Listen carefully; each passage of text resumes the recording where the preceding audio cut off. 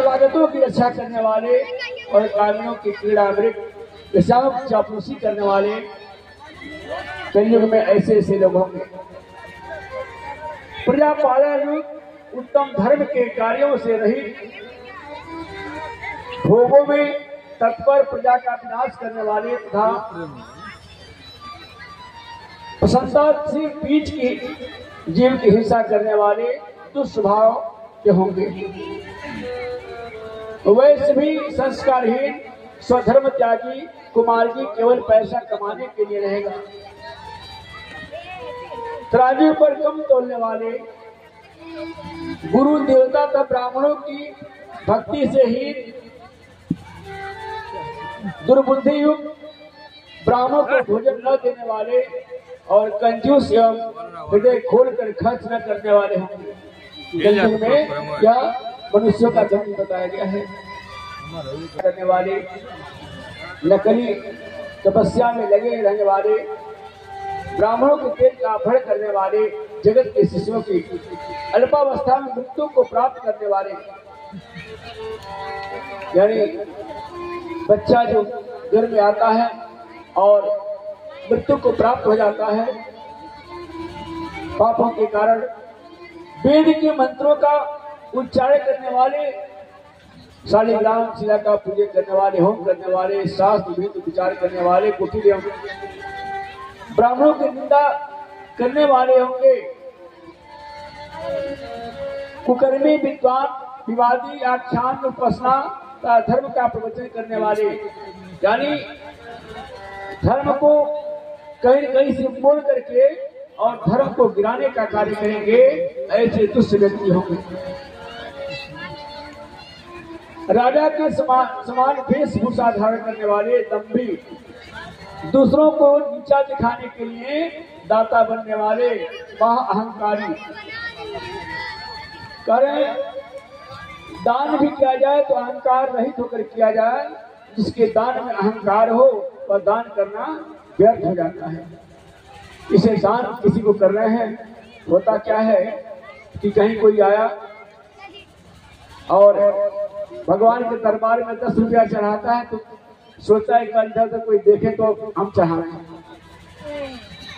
10 रुपया दान करता है या 50-100 जो भी दान करता है, सोचता है कुछ लोग देखे हैं जब चढ़ा रहे हैं ताकि तुम लेता है तो जाके चढ़ाता है। ऐसा भी कुछ लोग हैं। लेकिन अरे किसको दिखा रहे हो? देखने वाला तो सामने बैठा है और सब कुछ देख रहा है। हमारा कोई बात उससे छिपा नहीं है। मनुष्य गलती करता है, सोचता है कि हम तो अकेले में गलती करें, कोई देख नहीं रहा है, लेकिन परमात्मा तो हर क्षण हर कर आपके एक एक कार्यों का निरीक्षण करता रहता है, देखता रहता है। तो आप उससे छिप कर कहाँ जाओगे? जो छुपा छुपी का खेल खुद खेल रहा है, उससे छिप कर कहाँ जाओगे? वह तो स्वयं छुपा छुपी का खेल खेल रहा है और माया का नाच आप नचा रही है, माया आप नाच रहे हैं। इसलिए भगवान के नाम का दान दो, खुल करके दो, लेकिन इतना भी दान मत दो कि अपने खुद दरिद्र हो जाए। अपने सामर्थ्य के अनुसार दान करो। भगवान ये नहीं कहता कि दान दो इतना कि खुद परेशान हो जाओ। दान दो लेकिन अपनी व्यवस्था को देखते हुए। ग्रस्त जीवन में बहुत कार्य होते हैं द्रव्य के धन, तो सब देखते हुए। विद्वान विवादी आख्यान उपासना और धर्म का प्रवचन करने वाले, धर्म का लोभ करने वाले, राजा के समान वेशभूषा धारण करने वाले इत्यादि अनेक तरह के इसके युग में होंगे। कुछ करने वाले था असत कर्म करने वाले होंगे। प्राय स्त्रियों तक कलिकाल में भ्रष्ट होंगी। स्त्रियां भी कलिकाल में भ्रष्ट होंगी। वे अपने पतियों का अपमान, सास ससुर का सेवा सत्कार नहीं करना चाहती हैं। बहुएं चाहती है सास का सास टंगा जाए तो हम खुश रहें।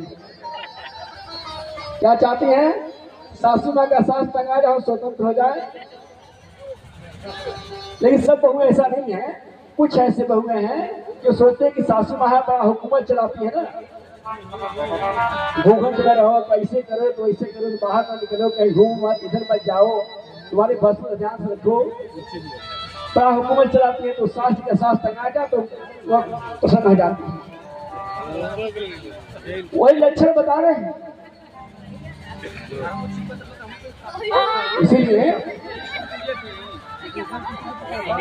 इसीलिए कुछ पति भी परेशान हो जाते हैं। भाई जिसके जो घर में माता पिता है, माता पिता का सेवा सत्कार नहीं होगा तो उस घर के जो उनके बेटे हैं, बेटा कैसे खुश रहेगा। तो पति पत्नी एक रथ के दो पहिए हैं, या जीवन नैया कैसे पार होगी। एक से हमने देखा है अक्सर, यानी माताओं में एक चीज मिलता है, यदि उसके मैके का कोई नाम ले लिया इसी प्रकार का, समझिए कि उतनी भोजन तो नहीं मिल रहा है आपको। सीताराम, राधे राधे। और हाँ, एक माताओं के सामने एक और है, अपने पति के माता पिता, पति के बहन यदि कुछ बात कही है तो उसको लेकर के जो है और नैहर ले धमकावेले, नारी से बोलिए नैहर ले धमकावेले, और लोला से टोला में आते हाथ गोल चमकावेले, लोला से टोला में आते हाथ गोल चमकावेले। पिटाई नहीं है, ससुरा के दांते काटे, भसुरा के लाते मारे ले, और ससुर से बोले जाले ऐसे छोटे हुए उखाड़े। तो ऐसा नहीं होना चाहिए। यानी आपकी माँ और पत्नी की माँ, दोनों माँ हैं। जो माँ का सम्मान किया, पिता का सम्मान किया, आपके पिता उनके पिता अंतर नहीं, दोनों पिता हैं। जो उन दोनों का सम्मान किया उसका सम्मान स्वयं होने लगता है। जो दोनों में किसी एक का अपमान किया तो समझिए कि जीवन में हमेशा लोक झोंक लगा रहता है। इसलिए सबका आदर करना चाहिए, सबका सम्मान करना चाहिए। ऐसा नहीं कि माताएं सोचें कि हमारे प्रति कार्य हैं, ऐसा नहीं है, ये सबके प्रति है। एक कलयुग का लक्षण बताया जा रहा है। कहते हैं हे सुत, बता तो ही बताओ कि इस प्रकार के यानी कपट युक्त भाव को दिखाने वाली, बुरे स्वभाव वाली, काम से सदा विह्वल और जड़ पति से स्मरण करने वाली एवं अपने पति से विमुख रहने वाली होगी। विशेष करके पुत्र माता पिता में भक्ति नहीं देखेंगे। लोग जाते हैं, वैष्णो माता जाते हैं दर्शन करने के लिए, चारों धाम जाते हैं दर्शन करने के लिए। जानते हैं कि मेरे घर में तो चारों धाम और माँ बैठी हुई है, पहले अपने माता पिता का सेवा करें, अपने जो है माता पिता के चरणों में गिरे, उसके बाद संसार में जाएं। पहला तीर्थ हमारा कौन है? माता पिता का स्थान, माता पिता का चरण है। अवसर बार बार नहीं आएगा। नारायण कृष्ण गोविंद गोविंद गोपाला। आप लोग गाइएगा, दोनों हाथ उठा के झूम कर गाइएगा। कृष्ण गोविंद गोविंद गोपाला।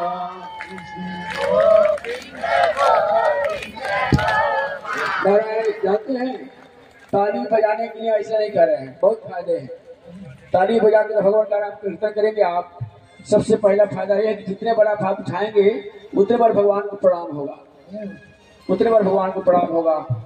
और ताली बजाने से आपके शरीर का रक्त जो है ना बहुत सुंदर ढंग से उसका संचार करेगा, यानी कोई तकलीफ नहीं हो सकती है, अनेक तरह की बीमारियों को दूर करता है। तो ताली बजा कर के कितना करें? कृष्ण गोविंद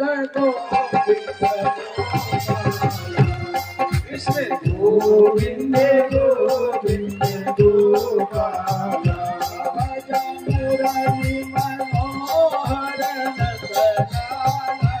भज मुरली मनोहर नंदलाला, भज मुरली मनोहर नंदलाला, भज मुरली मनोहर नंदलाला।